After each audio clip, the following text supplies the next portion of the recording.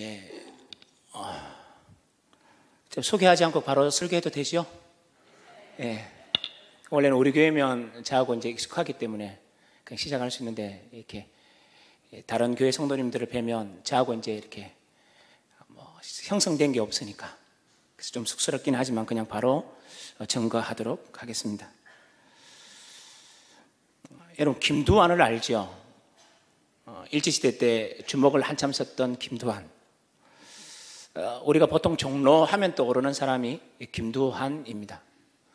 그러니까 김두한은 굉장히 이제 주먹을 잘 쓰고 있어서 이 사람 참 괜찮은 사람이다 생각할지 모르겠지만 사실은 그렇지 않습니다. 남의 삥이나 뜯고요. 삥이라는 말 아시죠? 그리고 남들을 괴롭히긴 하던 그런 사실은 별 볼 일 없는 깡패였었습니다. 그런데 한 번은 이 김두한이가 자기의 삶을 청산하고 나라를 잃어버린 백성들의 마음을 시원하게 만드는 멋진 사람으로 변하게 되는 거지요. 계기가 있었답니다.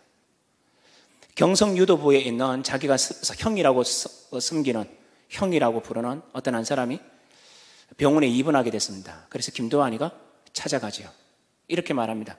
형님 괜찮습니까? 그래서 이런 얘기 저런 얘기를 나누다가 그 병원에 누워있던 형님이 김두한에게 아주 진중한 질문을 던집니다. 이렇게 묻습니다. 두한이, 자네는 자네가 누군 줄 아나?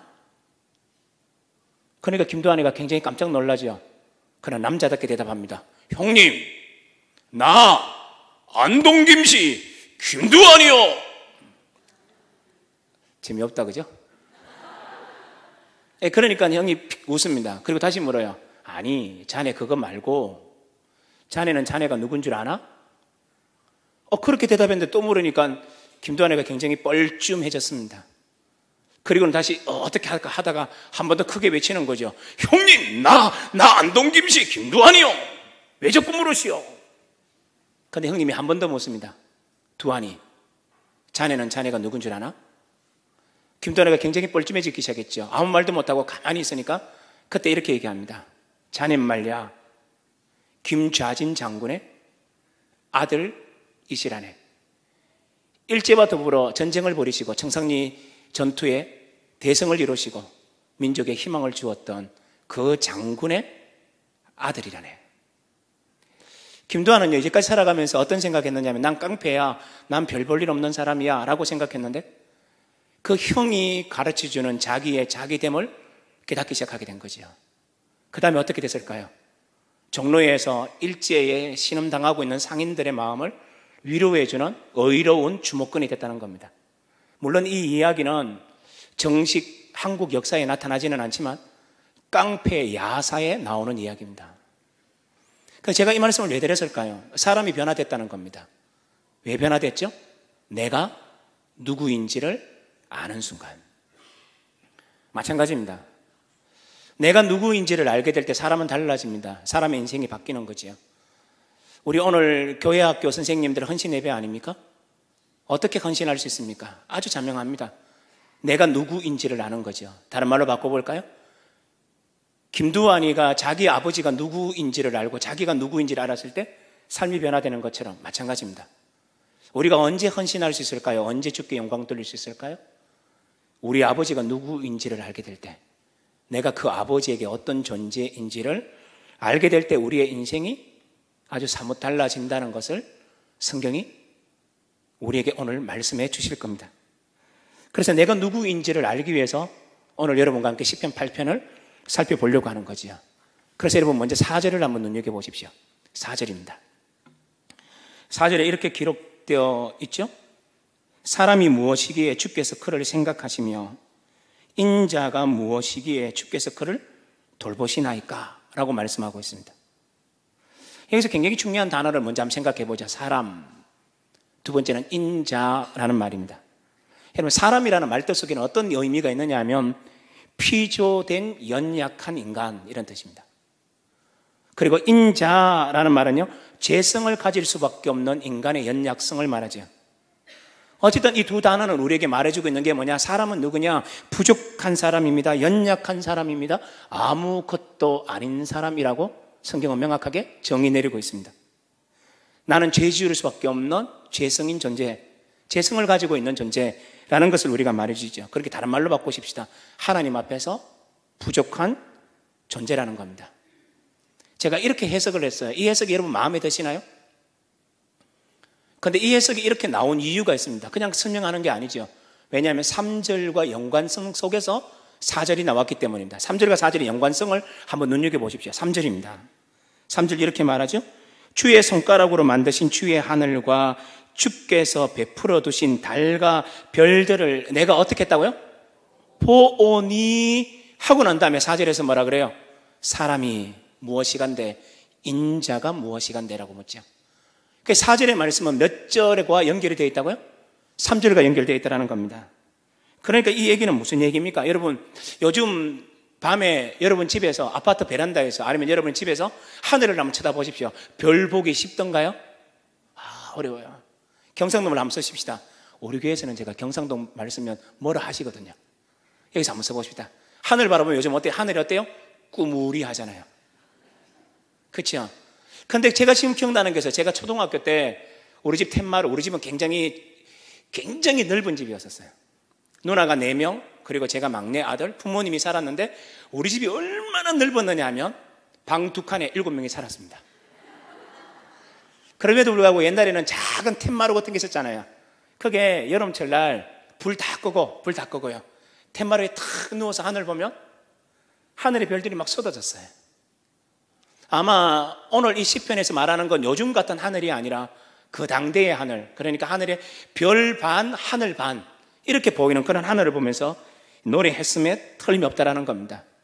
그런데 그 하늘을 보고 어떻게 생각했다고요? 나는 죄인이구나라고 깨달았다는 얘기입니다. 왜 그럴까요? 왜냐하면 하늘에 있는 별들은 변함이 없으니까. 하늘에 다른 별이 변함이 없으니까.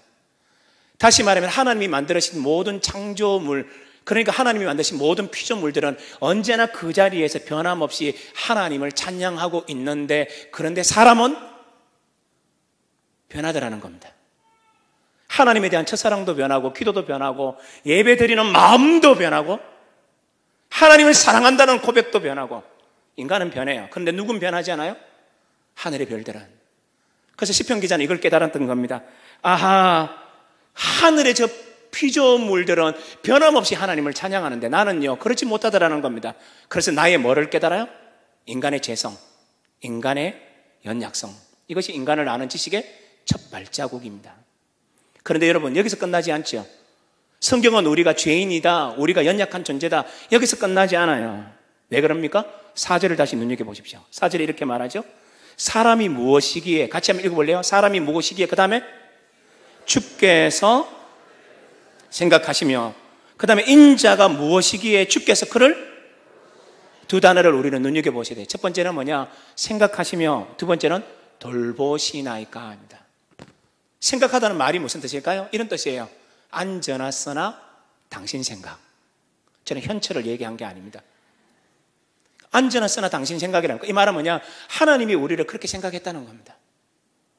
우리는 죄인인데, 우리는 못난 존재인데 하나님은 그렇게 생각하잖아요. 우리를 어떻게 해요? 마음속에 항상 두고 생각하는 거예요. 두 번째, 권고하시다라는 말은 care for라는 단어입니다. 그러니까 이 말은 뭐냐면 돌보시다, 언제나 우리를 지켜주시다, 언제나 우리를 붙잡고 계시다, 이런 뜻입니다. 그러니까 우리는 연약하고 우리는 언제나 죄를 짓는 존재인데도 불구하고 그런 존재를 밉다 하지 아니하시고 더럽다 하지 아니하시고 어떻게 한다고요? 하나님은 언제나 그를 우리들을 마음속에 품고 계세요. 그리고 언제나 우리를 돌보고 계세요. 그게 누굽니까? 인간입니다. 아, 우리는 연약하지만 하나님께 사랑받는 존재라는 거죠. 헌신이라는 말은 여기서 출발되어져야 돼요. 하나님이 나를 사랑한다는 사실, 내가 하나님의 자녀라는 사실 속에서만 헌신은 출발되어져야 됩니다. 그러면 우리가 다시 생각해 봐요. 그러면 이 다윗이 이 노래를 부르면서 이런 깨달음은 언제 깨달았을 거라고 여러분 금방 추정이 되십니까? 목동 시절 때. 그렇겠죠. 양대를 치면서 들판에 앉아 있을 때 하늘의 별을 봤을 겁니다. 하늘의 모든 것들을 봤을 거라는 거죠. 그때 자기의 삶을 돌아봤을 거라는 겁니다. 여러분, 다윗 하면 제일 먼저 생각나는 어떤 사건 하나가 떠올라요? 다윗 하면 떠오르는 생각이 뭐죠? 비가 오면 생각나는 사람은 누굽니까? 이런 얘기 하면 안 되는구나. 썰렁하구나. 우리 교회하고 똑같은 분위기네요. 청년 분위기가 아닙니다. 이제 이런 얘기 안 하겠습니다. 그럼에도 한번 해서 이렇게 물어보죠. 비가 오면 생각나는 사람은 누구예요? 또 심수봉거리지 말고요. 그때 그 사람이 생각나죠. 그때 그 사람. 그럼 다시 생각해요. 다윗 하면 떠오르는 사건이 무슨 사건이에요? 물맷돌이에요? 동막교회는 긍정적이네요. 어떤 교회에서 물어보니까 다윗 하면 생각나는 거 밧세바 이러더라고요. 그러니까 저는 오늘 밧세바 얘기를 하고 싶지 않아요. 무슨 얘기? 물맷돌 사건입니다. 여러분, 블레셋 장수가 쳐들어왔죠. 그인족이 쳐들어왔죠. 이스라엘 백성들은 아주 우습게 여겼죠. 아니요, 정확하게 말해볼까요? 블레셋 거인이 나와서 하나님을 뒷집개로 여겼습니다. 성경을 보십시오. 뒷집개로 여겨요, 하나님을. 그 얘기를 듣고 누가 분합니까? 다윗이 분했어요. 맞죠? 그러면서 어떻게 합니까? 물맷돌 들고 나가잖아요. 사울이 말합니다. 말리지요. 갑옷을 입어라 그러지요. 그때 갑옷을 보고 다윗이 했던 말 기억이 나십니까? 이렇게 얘기합니다. 내가 양을 칠 때요, 사자나 곰이 와서 양들을 움켜가면 내가 어떻게 했다고요? 그 곰과 사자를 달려가서 사자와 곰의 수염을 붙잡고 사자와 곰을 쳐 죽였다, 이렇게 얘기합니다. 이걸 그림으로 한번 그려봐요. 사자가 몰래 와서, 곰이 몰래 와서 어린 양을 싹 챙겨갔어요. 그죠? 낚아갔어요. 이제 먹으려고 탁 낚아가는데 다윗이 보니까 자기 양을 데리고 가잖아요. 그래서 어떻게 하면 막 달려갑니다. 달려가서 사자 뒤통수를 딱 때리니까 사자가 기분 나빠서 돌아봤을 것 아닙니까? 어린 목동이 자기 머리를 때리니까 돌아보면서 이게 하고 양을 입에서 살짝 놓고 다윗을 죽이려고 하는데 상상력이 가십니까? 다윗이 그 수염을 잡고 아마 꼬았을지도 몰라요. 그리고 나서는 어떻게 합니까? 쳐 죽였다, 이런 얘기를 해요. 무슨 얘기예요? 다윗이 따라갔을 때 그 대상이 작은 짐승이 아니라 곰, 사자라고 얘기합니다. 곰을 따라가다가 곰이 돌아서서 한번 핥히기만 해도 다윗은요, 중상 내지는 사망입니다. 그런데 어떻게 말하는지 아십니까? 이렇게 말합니다. 성경에 보면 내가 따라가서 그것을 치고 그 수염을 잡고 그것을 쳐 죽였나이다. 무슨 얘기죠? 이런 얘기입니다. 어린 양의 생명이 자기의 생명보다 더 귀했다는 거죠. 여러분, 이건 무용담으로 읽어서 그러지 사실은 엄격하게 말하면 다윗은 그 어린 양을 구하기 위해서 뭘 바쳤어요? 자기 생명 걸고 달려갔다는 얘기입니다. 그러면서 그때마다 누가 도와주셨다고요? 하나님이 이 얘기를 해요. 그리고 이제 물맷돌을 가지고 이제 그 거인한테 다가가죠? 이런 물맷돌을 빙빙 돌려서 던졌는데 그게 어디 맞아요? 머리에 이렇게 탁 맞아가지고 거인이 죽잖아요. 퀴즈 나갑니다. 다윗이 물맷돌을 던질 때마다 이 머리의 중앙에 맞을 확률은 얼마 될까요? 1번 10분의 10, 2번 10분의 5, 3번 10분의 3, 4번 10분의 빵은 아닐 것 같습니다. 몇 번일 것 같아요? 여러분, 10분의 10이라고 해석하면 성경 엉터리를 해석하는 거예요? 절대 10분의 10이 아닙니다. 10번 던지면 10번 맞는 게 아니에요. 여러분, 우리나라 야구 선수 중에서 미국에서 가장 공을 잘 던졌던 선수가 누구죠? 박찬호입니다. 박찬호가 자기가 넣고 싶은데 그 공을 던진다고 항상 들어가는 게 아니에요. 칼날 제구력이라고 하는데 어르신들은 조금 듣기 별로죠. 야구 얘기 나오니까. 서재영이라는 사람이 있는데 이 사람은 면도날 제구력이라고 그랬어요. 근데 그 사람도 10개 던져서요, 포수 미트에 들어가는 것 자체도 8개, 9개밖에 못 던집니다. 그런데 물맷돌인데요, 이건 야구가 아닌데요. 그렇다면 이 말은 뭐냐면 정통으로 맞았다는 말은 누가 도우셨기 때문에 거기 맞았다고 해석해야 됩니까? 하나님이 도우셨다는 얘기입니다. 이걸 그렇게 사람의 능력으로 해석하시면 절대 이 본문의 의미가 사라지기 시작합니다. 이 말은 뭡니까? 물맷돌 들고 나갔어요. 그럼 이 생명을 지금 누구한테 맡기고 가는 겁니까? 하나님 앞에. 여러분, 이걸 정리 한번 해보죠. 무슨 얘기예요? 자기가 목자였을 때 양을 위하여서 자기는 어떻게 했다는 말입니까? 생명 걸고 누구를 지켰어요? 양을. 하나만 더 물어보십시다. 여러분, 사자나 곰이 와서 움켜가는 양들은 보통 어떤 양들이겠습니까?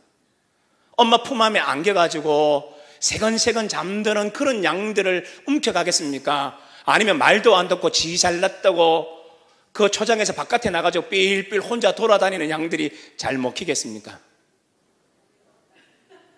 예, 맞죠? 두 번째죠. 다시 정리해 볼까요? 그 양은 어떤 양인데요? 뿔난 양입니다. 별 볼 일 없는 양이에요. 근데 자기가 어떻게 했다고요? 그럼에도 불구하고 그 양을 위해서 생명을 바쳤죠. 반대로 바꾸십시다. 우리는 어떤 존재인데요?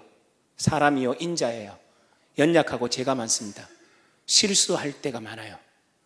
그런데 하나님은 어떻게 했다고요? 다윗이 그 양을 위해서 생명을 바쳤던 것처럼 누가요? 하나님이 자신을 그렇게 사랑했다는 것을 깨닫고 있다는 얘기입니다. 이게 바로 인간이에요. 우린 누구냐?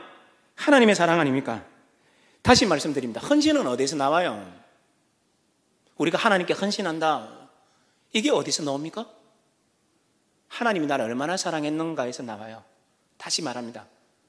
헌신은 거기에서 옵니다. 우리가 아무리 잘난 척하고 뭔가 재인 척 하더라도요, 다른 데서 오지 않아요. 얼마나 하나님의 은혜가 있는가, 이 은혜를 나도 억지하지 못할 정도의 감동이 있게 될 때 거기서 헌신이 나오는 겁니다. 그게 성경이 우리에게 말해주는 것 아닙니까? 그러면 다시 말해 보십시다. 우리의 헌신이 나올 수 있는 유일한 장소가 어디죠? 십자가입니다. 하나님이 우리를 얼마나 사랑했는지 한번 생각해 보십시오. 하나님 바보 같지 않습니까? 예수님 바보 같지 않습니까? 바보. 꼭 그런 분처럼 느끼시지 않습니까? 왜요? 주님께서 우리를 위해서 죽으셨어요. 그것도 십자가에서 죽으셨어요. 그것도 발가벗겨 죽으셨어요. 그것도 온몸이 찢기셨어요. 그것도 저주를 받으셨어요. 이렇게 엄청 받으면서 구원하시고자 원했던 그 대상이 누굽니까? 십자가 안에서 예수님 보고 욕했던 사람입니다. 제자들이 주님을 버리고 도망갔던 사람들입니다. 자기 멋대로 죄만 짓던 인류들을 위하여 주님은 당신의 몸을 찢으셨다라는 얘기입니다. 주님은 우리를 놓치지 않기 위해서 십자가에 돌아가셨다는 거죠. 이걸 아는 순간 우리는 어떻게 돼요? 헌신할 수 있습니다. 그래서 그것을 알았던 다윗이 이렇게 말하죠. 사람이 무엇이간데 주께서 저를 생각하시고 인자가 무엇이간데 나를 이렇게 권고하십니까? 바로 헌신의 출발점은 뭐냐? 부족한 나를 받아주심에 있다는 겁니다. 교회 학교 아이를 섬기겠다고요? 섬기셔야죠. 정말 섬기셔야 됩니다. 그런데 어떻게 섬기시겠습니까? 하나님의 사랑이 내 속에 차고 넘치느냐. 저는요, 누나가 4명이고 제가 막내 아들인데, 누나 4명이 이렇게 막내니까 저희 부모님이 나이가 연세가 많으시겠습니까? 적으시겠습니까? 많겠죠. 지금 조는 분들이 제가 딱 헤아려 보니까 12분 정도 되시는 것 같아요. 15분 넘어가면 제가 그냥 바로 설교 끊고 내려가겠습니다. 아시겠죠? 3명만 더 보태시면 여러분 설교 일찍 끝날 수 있습니다. 제가 예수 그리스도를 믿었을 때 우리 가정은 우상의 가정이었습니다. 아무도 예수를 믿지 않았습니다. 항상 우상 앞에 가서 절하고 요즘 말로 하면 연보, 돈을 드리고 하던 그런 가정이었었어요. 제가 예수 믿고 난 다음에 어머님이 예수님을 믿으셨어요. 어머님이 예수 믿으셨어요. 6개월 만에 예수 믿었는데, 제가 믿고 난 다음에 6개월 만에 예수님 믿었는데, 우리 어머니가 예수님 믿고 너무너무 행복한 사람이 됐어요. 예를 들면 빨래하면서 찬송, 쌀 씻으면서 찬송, 방 닦으면서 찬송. 우리 엄마 굉장히 멋진 분으로 변하셨어요. 근데 한 번은, 그러니까 저는 이제 우리 집에서 먼 교회 다녔고, 왜? 예쁜 여학생들 때문에 먼 교회 다녔고요. 우리 어머니는 가까운 교회를 다니셨어요. 그러니까 한 번은 이제 우리 어머니 교회에서 찬양 예배 때 예수라는 영화를 상영했는데, 그날 영화를 보고 어머니는 집에 오셨고 저는 기도회 마치고 집에 왔어요. 근데 어머니가 저를 불렀어요. 창훈아, 니여 좀 와봐라. 제가 왔어요. 근데 우리 어머니 뭐라 그랬냐면, 예수라는 영화를 보고 나서 뭐라 그랬냐, 이런 말 했어요. 나 창훈아 이제 하나님 안 믿는다. 무슨 영화 보고 왔어? 말도 안 되잖아요. 그래서 제가 물었어요. 엄마 왁하는데 왜 예수라는 영화 보고 와서, 잘 보고 와서 왜 이카는데? 그때 우리 어머니 했던 말 잊지 않아요. 이런 말 했습니다. 하나님이 사랑의 하나님 아이가, 엄마, 그런데 어떻게 그 사랑의 하나님이 지 자식을 어떻게 그렇게 십자가에서 모지게 죽이쁘노? 난 그런 하나님 안 믿는다! 뭐 이러더라고요. 얼마나 기가 찹니까? 설명도 못하고 가만히 있었는데 우리 어머니가 그 일주일 동안 얼마나 힘이 없이 사는지 몰라요. 찬송이 사라졌습니다. 그리고 일주일이 지나고 난 뒤 주일이 됐습니다. 교회 갔을까요?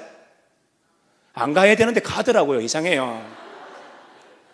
그날도 모든 예배가 끝마치고 찬양 예배 끝마치고 또 집에 왔는데 그날 우리 어머니가 다시 저를 불러요. 창훈아, 니 와봐라. 제가 또 가면서 엄마 또 오늘은 왜? 그러니까 나 다시 하나님 믿는다. 제가 물었어요. 엄마, 지난주에는 안 믿는다 카드 왜 믿는다 그러는데 우리 어머니 하셨던 말씀 지금도 잊혀지지 않는 우리 어머니의 모습이 있었어요. 그때 우리 어머니가요, 나는 우리 어머니가 우는 게 그때 한 번 이후로 없어요. 우리 어머니 강한 엄마거든요. 근데 그때 우시면서 달구똥 같은 눈물, 경상도 사람은 알죠? 모르나? 그럼 다시 발 바꿀게요. 굵은 눈물. 이걸 툭툭 들리면서 한마디 하셨어요. 창훈아, 나 이제 알았다. 예수님이 그렇게 모질게 죽은 게 다 내 죄 때문이지 하고 오셨어요. 우리 어머니 그때 예수 그리스도를 정말로 마음속에 영접하시고 나서 지금 몇 년이 지났냐? 40년이 지났냐 훨씬? 지금도 주님 사랑해요. 왜 그럴까요? 하나님의 사랑에 부딪혔기 때문이에요. 하나님의 사랑, 헌신은 바로 여기서 출발한다는 것 우리가 잊지 마셔야 돼요. 인간을 아는 지식이라고 제가 말씀을 드렸는데요, 우리가 또 한 가지를 더 볼 게 있어요. 그게 뭐냐 하면 두 번째, 여러분 성경을 한번 눈여겨볼까요? 몇 절이냐 하면 이제 5절을 눈여겨보시기를 바라요. 5절 같이 읽어요. 시작. 그를 하나님보다 조금 못하게 하시고 영화와 종기로 간을 씌우셨나이다. 여기서 잠깐만요. 성경은 말하기를 그를 하나님보다 어떻게 하셨다고요? 사람을 만들 때 어떻게 했냐? 하나님보다 조금 못하게 하셨다는 뜻이에요. 그래서 조금 못하게 하시다라는 말은요, 이중적인 의미가 있어요. 첫 번째는 뭐냐면 질적으로 조금 못하게 하셨다, 이렇게 해석이 가능해요. 두 번째는 해석이 가능한 게 뭐냐면 잠시 동안 조금 못하게 하셨다. 이 두 가지의 해석은요, 동시에 종합적으로 받아들이셔야 돼요. 이 말이 도대체 무슨 얘기예요? 여러분 이상하지 않나요? 그러니까 우리가 어떤 존재라는 말입니까? 하나님보다 조금 못한 존재예요. 조금 전에 또 말씀드리기를 잠시 동안 그랬죠. 그럼 이 말은 뭡니까? 우리는 잠시 후면 누구처럼 돼요? 우와. 여러분 이거는 제대로 아멘하기 쉽지 않죠. 그게 성경적인 의미입니다. 그러니까 이 말은 뭐냐면 하나님이 우리 보고 이렇게 하는 겁니다. 얘야, 너희들이 죄인이지만 내가 너 사랑해. 이게 우리가 인간을 아는 지식의 첫 출발점 아니었습니까? 두 번째 뭐냐면 내가 너를 그렇게 사랑한 데서 끝나지 않으셨어요. 한 단계 더 나가요. 뭐냐? 내가 너를 나 닮은 이로 만들겠다. 하나님을 쏙 빼닮은 사람으로 만들겠다라는 거예요. 지금 제가 여러분 표정을 보니까 아무도 이 말씀에 감동하는 이가 없어요. 왜 그래요? 그게 너무 생소하니까. 우리가 하나님처럼 된다는 말이 너무너무 생소해요. 그 상상이 안 가잖아요. 그래요, 안 그래요? 여러분 제가 한번 해볼 테니까 한번 상상해 보십시오. 여러분 삶에 죄가 하나도 없다. 상상해 가요? 내 속에 죄가 하나도 없다. 상상해 가시나요? 내 속에 미움이 없다. 상상해 가시나요? 내가 저 이건사 꼴보기 싫은 마음이 사라졌다? 말도 안 돼요. 우리 속에는요, 언제나 죄가 넘치잖아요. 언제나 그렇잖아요. 언제나 별 볼 일 없는 존재잖아요. 그래요, 안 그래요? 그게 우리입니다. 근데 성경은 뭐라 그러느냐 하면 우리 속에 이렇게 유혹이 많고 이렇게 못난 존재임에도 불구하고 성경은 우리 속에 뭐라 그러느냐 하면 얘들아, 너 나 닮은 자로 내가 만들 거야 라고 말씀하고 있다는 겁니다. 죄 없는 나 상상하기 힘든데 그럼에도 불구하고 하나님이 하나님의 이름의 명예를 걸고 우리를 그렇게 만드시겠대요. 여러분 제게는요 딸이 하나 있어요. 저를 속배에 닮아서 예쁘다 소리 한 번도 들어보지 못하고 자란 딸. 제게 아들이 하나 있습니다. 아내를 닮아 잘생겼다는 얘기를 너무 많이 듣는 아들. 주여, 그런데요, 제가 길을 가다가 아들하고 저하고 손잡고 가는데 이 소리 들을 때가 제일 기분 좋아요. 아버지하고 아들인 모양이죠. 이 소리 듣는 게 제일 좋아요. 더 좋은 게 뭔지 아십니까? 아들이 아버지 닮았네. 정말 기분 좋아요. 하나님이 그걸 듣고 싶다는 얘기예요. 제가 옛날에 분당에서도 목회한 적이 있는데요, 그때 우리 분당의 교회가 한 200~300명이 모이는 교회였었어요. 여성 성도가 꽤 많겠죠. 제가 알고 있는 어떤 모 집사님이 우리 교회에서 여성 중에서는 2번째로 예뻤어요. 다 이해하셨나요? 더 설명하지 않아도 다 이해가 됩니까? 역시 동막교회는 뭔가 참 통하는 게 갑자기 생겼네요. 정말이에요. 2번째로 예뻤어요. 그런데 이분의 가정에서 어떻게 했느냐 하면, 남자아이가 하나밖에 없었는데 초등학교 6학년 될 때까지 아이가 더 이상 안 들었었습니다. 어떻게 했을까요? 아이 하나를 입양했습니다. 그런데 이 아이가 어떤 아이를 데리고 왔느냐 하면, 예쁜 아이를 데리고 온 게 아니에요. 또 어떤 애를 데리고 왔냐? 상처가 없는 애가 아닙니다. 상처가 제일 많은 애를 데리고 왔어요. 다시 얘기하죠. 이 꼬마 여자애가 다른 집에 입양되었다가 다시 파양당한 애입니다. 그러니까 애가 얼마나 상처가 많았겠습니까? 생긴 건요, 주께서 우리의 인물을 안목을 구원하신다는 개념이 그 여자애를 보면서 제가 느끼는 거예요. 왜냐? 엄마는 아까 제가 뭐라 했어요? 우리 교회에서 몇 번째로 예쁘다고요? 2번째. 이건 중요한 얘기입니다. 2번째. 그런데 이렇게 예쁜데 딸을 그렇게 못난 애를 데려오면 안 되잖아요. 나중에 애가 크면 이상하잖아요. 그런데 엄마가 그렇게 데리고 왔어요. 근데 문제는 뭐냐? 애가 조금만, 엄마가 여자애 이름을 안 밝힐 겁니다. 혹시 이게 또 다른 데 들어나가면 안 되니까. 누구야? 엄마 지금 잠깐요, 장 보고 올게. 그러면 애가 어떻게 하면 자지러지듯이 웁니다. 어디 가요? 어디 가요? 놔두고 가지 마요. 이럽니다. 그래서 아이가 아파트 안에서 소파에 앉아 있는데, 엄마가 주방에서 일을 하다가 옆에 다목적 공간에 들어가서 물건을 좀 꺼낼 때가 있잖아요. 그거 들어가면 애가 또 막 우는 겁니다. 엄마 어디 가요? 그래요. 어디 가겠니? 아파트 안에 있는데. 그러니까 이 엄마가 애가 2~3년 자랄 동안 아무 일도 못하는 겁니다. 그때마다 이 엄마가 이렇게 얘기했어요. 나 여기 있다. 엄마 여기 있다. 봐. 내 손 보이지? 내 손 보이지? 손만 5초 동안 사라질 거야 하고 들어갔다가 물건 빨리 꺼내가 나오고. 야, 이 정도로 살았어요. 그런데 이 아이가 2년 동안 엄마가 늘 안아주고, 난 널 떠나지 않아. 난 널 버리지 않을 거야. 넌 내 딸이야. 세상에서 가장 예뻐. 꼬마아이가 물었다는 겁니다. 오빠보다 내가 더 좋아? 엄마가 말했다는 겁니다. 나누면 안 돼. 엄마 솔직히 할게. 오빠 사랑하는 것만큼 너 사랑하고, 너 사랑하는 것만큼 오빠 사랑해. 2년 동안 그 얘기를 계속 했었다는 겁니다. 더 설명하지 않아도 될 것 같네요. 그리고 그 가정을 이제 아는 지 벌써 20년 됐는데, 그리고 2년 동안 그 아이를 기르고 4년 만에 제가 만났어요. 그 가정 식구를 만났는데, 여러분 놀라지 마십시오. 그 입양했던 딸내미가 얼마나 예쁜지 제가 물었다니까요. 얼마 든냐고. 그게 돈 안 들었대요.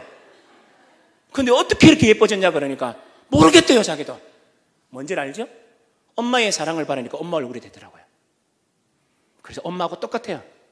그래서 제가 랭킹을 잡았습니다. 넌 3이다 이제. 넌 마찬가지 아니에요? 하나님께서 우리를 붙드시고 우리를 사랑하실 때 하는 얘기가 바로 이런 얘기들입니다. 하나님께서 우리를 이렇게 사랑해요. 하나님이 우리를 사랑하면 우리는 어떻게 될까요? 하나님 닮을 수밖에 없어요. 바로 여기에 헌신의 비결이 있습니다. 그게 바로 헌신이 넘쳐나는 교회의 특징이라는 겁니다. 그게 뭐죠? 하나님을 닮아가는 사람이 많은 거. 어떠세요? 내가 아이들에게 뭘 가르칠까? 이거 굉장히 중요합니다. 그런데 더 중요한 게 있다는 걸 기억하셔야 돼요. 내 속에 하나님 사랑이 넘치는가? 2번째, 교사인 내가 주님을 닮아가고 있는가? 훨씬 중요해요. 3번째, 하나만 더 하고 말씀마저도 괜찮죠? 제가 올라오기 전에 장로님한테 양해를 구했어요. 40분 정도의 메시지 마쳐야 되는데 저는 오늘 50분쯤에 마치겠다고. 여러분 힘들지 않으세요? 괜찮아요? 아직 15명이 안 찼기 때문에 더 해도 될 것 같습니다. 세 번째는 뭐냐면요, 하나님이 우리를 사랑하시고 하나님을 닮게 하실 뿐만 아니라 우리 인간을 어떻게 만드시느냐 하면 하나님의 파트너로 삼으세요. 하나님의 파트너. 소명의 사람으로 부른다는 얘기예요. 성경을 좀 빨리 보실 겁니다. 여러분 이제 6절, 7절, 8절을 한번 보시죠. 6절 먼저 보시겠습니다. 6절 보세요. 6절 이렇게 기록되어 있죠. 주의 손으로 만드신 것을 다스리게 하시고, 주의 만드신 것을 우리에게 어떻게 했다고요? 다스리게 하시고 통치권을 주셨다는 말이에요. 만물을 그의 발 아래 두셨으니, 7절 같이 읽습니다. 시작. 곧 모든 소와 양과 들짐승이며, 7절에 있는 짐승들은 육해 공중에 어디죠? 육이죠. 8절 가봅니다. 공중의 새, 육해 공중에 누구예요? 공. 바다의 물고기와 바닷길에 다니는 거 뭐죠? 육해 공중에 누구? 여러분 금방 제가 이렇게 설교를 유치하게 지금 풀어가고 있는 이유를 이해하십니까? 육해공이라는 겁니다. 하나님이 우리에게 주신 다스림의 대상이 뭐라는 거죠? 온 우주예요. 우리는요, 그리스도인이 만만한 존재가 아닙니다. 하나님은 우리 그리스도인을 부르시고 난 다음에, 얘야 내가 너희에게 권세 주는데, 얘야 내가 너희에게 특권 주는데, 난 너희에게 하늘과 땅과 바다를 다스릴 수 있는 힘을 네게 준다라고 얘기를 합니다. 그러니까 우리가 하나님께 사랑받은 존재일 뿐만 아니라 하나님을 닮아가는 존재에서 끝나는 게 아니라 이제 하나님과 똑같이, 하나님과 더불어 이 놀라운 일을 한다는 겁니다. 자, 그런데 여기서 문제가 있어요. 무슨 문제? 우린 그런 존재가 아니잖아요. 예를 들어 동막교회에서 우리 담임 목사님이 이제 이번 주 토요일 날 돌아오시고 주일날 큰 감동을 받으셔서 이렇게 얘기했다고 치십시다. 이제 우리 동막교회는 부흥하게 될 것입니다. 한 사람이 10명씩 전도하면 이제 우리는 5,000명의 대교회가 될 것입니다. 믿으시면 아멘 하면 아무도 아멘 안 하겠죠? 왜요? 10명을 전도할 힘이 없으니까. 맞아요, 안 맞아요? 우리는요, 우리가 구원을 외치는 것만큼 우리는 잘할 수 없어요. 하늘과 땅과 바다를 주셨다고요. 그건 그런 말일 뿐이고 성경일 뿐이고 성경에 기록된 이야기일 뿐이고, 진짜 나는 그렇게 할 수가 없다라는 거죠. 어떻게 해요? 힘이 없는데 어떻게 다스려요? 하나님이 우리에게 맡기신 일은 온 우주를 뒤엎을 만한 그 사명을 주셨는데 우린 그런 힘이 없다고요. 어떻게 하죠? 오늘 본문에 답이 나올까요? 답이 나옵니다. 몇 절에? 2절에. 2절을 이제 눈여겨보십시오. 2절에 뭐라고 그러냐면 이렇게 얘기해요. 주의 대적으로 말미암아. 뭐로 말미암아? 대적. 우리가 주의 일을 할 때 대적이 있겠습니까? 어려움이 있겠습니까? 힘겨움이 있겠습니까? 없겠습니까? 있다라는 말이에요. 주의 대적으로 말미암아. 우리는 너무 힘든 일을 많이 담당해요. 그런데 우리에게 힘이 없죠. 그 다음에 계속 보시죠. 주의 대적으로 말미암아. 천천히 읽어봐요. 시작. 어린 아이들과 젖먹이들의 입으로 권능을 세우시며. 잠깐 멈추죠. 누구와 누구의 입으로 말미암아? 어린아이, 젖먹이, 힘센가요? 젖먹이들이 갑자기 어느 날 갑자기 뻘떡 일어나가지고 어머니 오늘은 제가 밥 차리겠습니다 그래요? 아니잖아요. 여기서 말하는 어린아이나 젖먹이라는 말은 아무런 힘이 없는 존재예요. 그래요, 안 그래요? 그렇잖아요. 그런데 어떻게 우리가 주의 권세에 동참합니까? 그 다음 말이죠. 그들의 입으로 권능을 세우시며 이는 원수들과 보복자들을 잠잠하게 하려 하심이니이다. 무슨 소리예요? 우리는 연약하더라도 주님을 찬송하고 주께 영광 돌리는 마음으로 우리가 주의 일에 동참하면, 우리는 젖먹이고 우리는 어린아이처럼 힘이 없다 할지라도 하나님이 그런 우리의 연약함을 사용하셔서 누구를 부끄럽게 만들어요? 대적을. 누구의 입을 닫게 만듭니까? 원수를. 이런 의미가 이렇게 내포되어 있는 겁니다. 이 말씀은요, 신약에 그대로 성취가 돼요. 신약에 그대로 성취가 됩니다. 예수님께서 어린 나귀를 타고 예루살렘 성에 입성하셨죠. 맞나요? 그때 많은 사람들이 찬양했죠. 또 성전에 들어가니까 어린아이들이 막 찬양합니다. 바리새인이 말합니다. 저 어린애들 입 좀 닫게 해달라 했을 때 주님께서는 이 말씀을 그대로 인용하시면서 이 말씀이 성취되었다라고 얘기해요. 다시 생각해 보죠. 어린아이의 찬양 소리가 힘이 있나요? 어린아이의 찬양 소리가 웅장합니까? 어린아이가 하는 몸짓들이 엄청난 위협을 가합니까? 아니요, 그러지 못해요. 연약한 몸짓이에요. 찬양이 연약합니다. 우리의 노고가 아무것도 아닌 것처럼 보여요. 그런데 놀라운 일이 발생해요. 그거 뭐냐? 우리가 연약하고 부족하더라도 하나님께 영광 돌리는 마음으로 드리면, 내 작은 은사 사용하여 내 아이를 맡아 주님의 마음으로 돌보면, 나는 힘이 없는데 하나님이 그것을 원수와 대적을 무찌르는 위대한 힘으로 사용하고 있다는 걸 믿으셔야 돼요. 말씀을 이렇게 맺을게요. 그럼 제가 옛날에 서울 영락교회라는 곳에서 청년부를 오랫동안 담당했던 부목사 출신입니다. 그때 선교부도 제가 담당을 하고 있었는데, 유진벨 재단이라는 곳이 있어요. 유진벨 재단. 그러니까 이 재단은 어떠냐? 우리 한국 사람으로 형성된 게 아니라 외국인으로 형성됐고 미국인으로 형성된 곳입니다. 근데 유진벨 재단이 어디로 가냐? 북한에 들어가서 결핵 치료를 합니다. 한 번은 이제 그 유진벨 재단 이사장을 제가 만났는데요. 대표를 만났는데 그 사람이 들어가서 이번에 몇 명을 치료하고 왔냐 물으니까 7만 5천 명의 결핵 환자들을 치료하고 왔대요. 대단하죠. 7만 5천 명. 그래서 제가 뭐라고요? 잘하셨다고. 수고하셨다고. 외국인인데도 불구하고 한국말을 잘해서 제가 한국말로 격려했었습니다. 그런데 그 사람이 제게 이런 얘기 하더라고요. 그런데 목사님, 저는 북한 올 때마다 우울증이 심해져요. 뭐 이러는 겁니다. 아니 왜요? 7만 5천 명이나 고쳤는데요. 그러니까 하는 말이 뭐냐면, 내가 7만 5천 명 고친 건 5%밖에 안 된대요. 그러면 95%는요 더 악화되고 더 번져나간다는 겁니다. 그러니까 자기는 항상 한국에 들어올 때마다 63빌딩에 엄청난 유리가 있는데 딱 한 개만 닦고 온 기분이라는 거예요. 그게 얼마나 실망이 많겠습니까? 그래서 우울증처럼 걸린다는 얘기입니다. 그런데 제가 그때 말했습니다. 그것마저 하지 않는다면 그 나라는 얼마나 더 어둡겠습니까? 계속 하십시오. 할 수 있다면 더 하십시오. 할 수 있을 만큼 하되 못하는 환경이 오더라도 절망하지 말고 이 세상이요 하십시오 라고 제가 얘기했던 적이 있습니다. 마찬가지지 않습니까? 여러분, 요즘 전도하기가 쉽나요? 어린아이들이 많이 몰려옵니까? 그렇지 않습니까? 대형교회가 다 삭설해 가지 않나요? 대형교회가 차를 돌리면서 다 삭설해 가지 않습니까? 도대체 우리가 여기서 뭘 해야 되는지, 이 작은 아이들을 데리고 뭘 해야 되는지 깜깜할 때가 많아요. 그런데 너무 낭망하지 마세요. 왜냐하면 학교에서 보면 이런 말이 나오거든요. 이스라엘 백성들이 성전을 짓는데 이 성전을 짓고 나니까 골조가 올라간 걸 보니까 어떤 생각이 드냐? 옛날에 솔로몬의 성전을 봤던 사람이 지금 학계 시절에 골조가 올라가는 걸 보니까 이게 규모가 너무 작은 겁니다. 옛날의 영광이 안 나타나는 거예요.